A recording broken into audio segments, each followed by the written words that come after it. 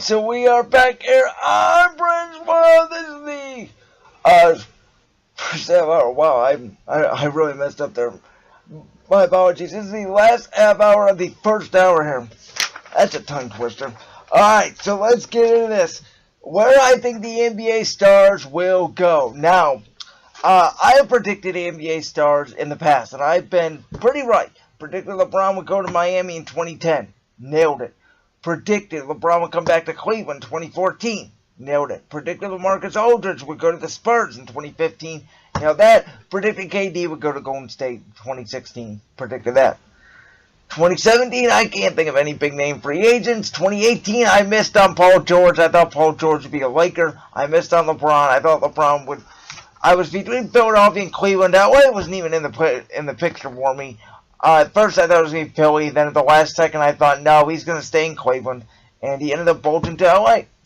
So, I've been pretty right. 2018, I missed. But, you know, as all good takes, you hit some, you miss some. It's like in baseball. There's a reason why you have freak strikes in baseball. There's a reason why NBA players shoot more than one time a game. There's a reason why NFL quarterbacks pass the ball more than one time a game. There's a reason why a running back runs the ball more than one time a game. You're going to have some good runs. You're going to have some bad runs. Just like my mess up there to the start of the show. But, so where I think these stars are going to go. Now, I actually, and I can't believe I'm saying this because a couple weeks ago I didn't think that this was a real possibility. But I do think that Kevin Durant and Kyrie Irving are both going to be New York Knicks next year. Something's telling me that if Kyrie were to stay in Boston, Kevin Durant were to stay in Golden State.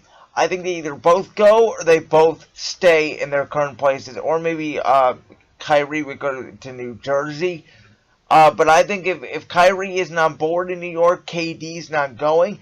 But for some reason, I have this feeling right now they're both going to end up in New York.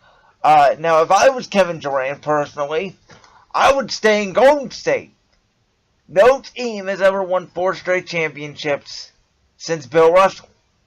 Now, obviously, their championships are not going to be earned, but he still won 4 championships. Matter of fact, what does Steph Curry? Let's see. If they win the title this year, Steph Curry has 4 championships. Klay Thompson, Draymond Green have 4 championships. Does that seem right?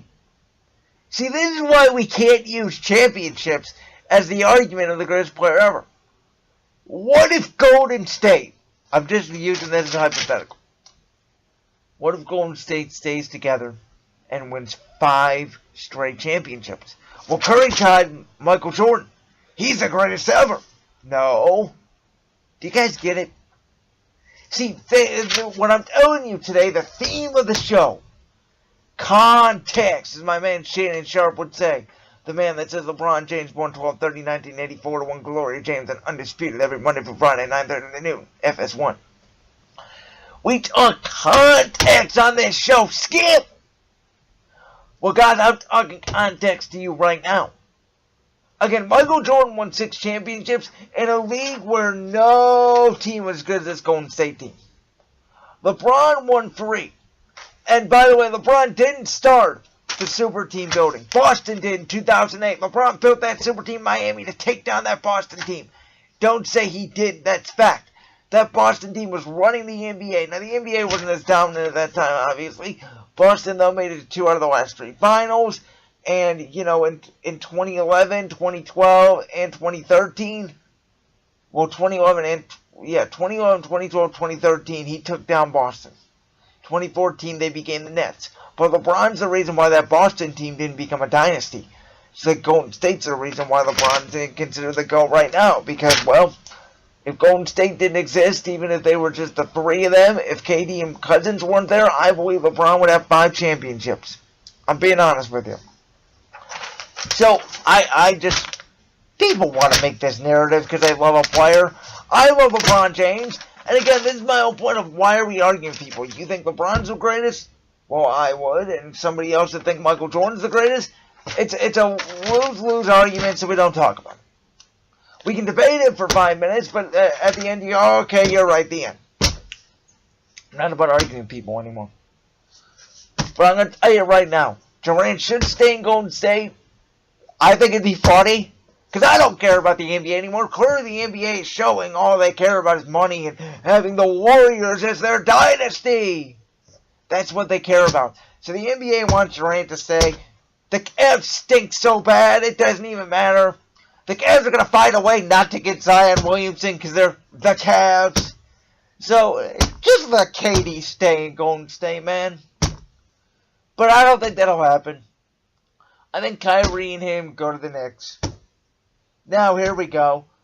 Before we get into Klay Thompson, where I think Klay will go, I do want to tell you guys something. Hey, listeners, need a DJ? Our mobile DJ crew is available to pull up locally and spin any requested genre to set the vibe you need to any event. Our guy Amir is really good, by the way. Book one of our very affordable professional DJs today by emailing us at bsrmobiledjs@gmail.com. Again, that's bsrmobiledjs@gmail.com. BSR is here for you. And I am here for you. And my name's Brandon Lewis here on Brandon's World, and I'm here to set the record straight. Klay Thompson's not going anywhere.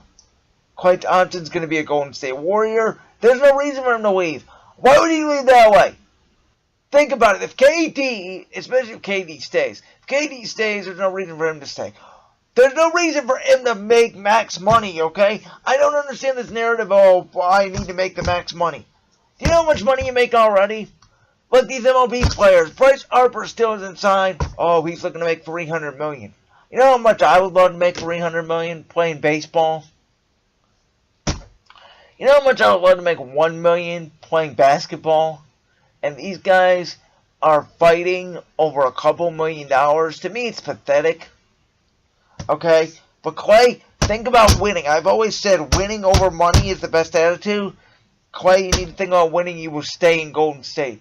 Now, if KD leaves, you can make the argument he can go to LA. That would severely weaken Golden State because then maybe Cousins stays. But I do think that Klay and Steph are the perfect combo, and I think Klay does want to stay in Golden State, and I think he does. I actually think that Jimmy Butler is going to stay in Philadelphia, too. So, again, the two stars I think are moving are Kevin Durant and Kyrie Irving. I think the two big stars are staying are Klay Thompson and Jimmy Butler. Where would Jimmy Butler go? Where does he have to go? Does he want to go to LA? The Clippers? Because I think Kawhi Leonard will be a Clipper. I didn't put him on the list because I think that's almost a guarantee. But I thought Paul George LA was a guarantee. Where does Jimmy Butler have to go? They got Tobias Harris. They got Ben Simmons. They got Joel Embiid.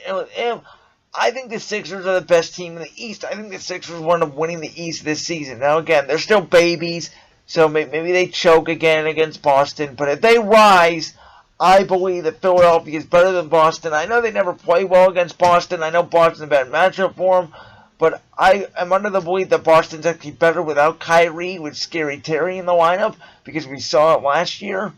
And, I think the Sixers are the best talented team in the East, and in the NBA, talent wins.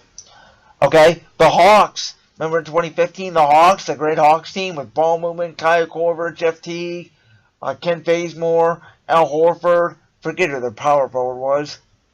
But we have LeBron. We swept them badly.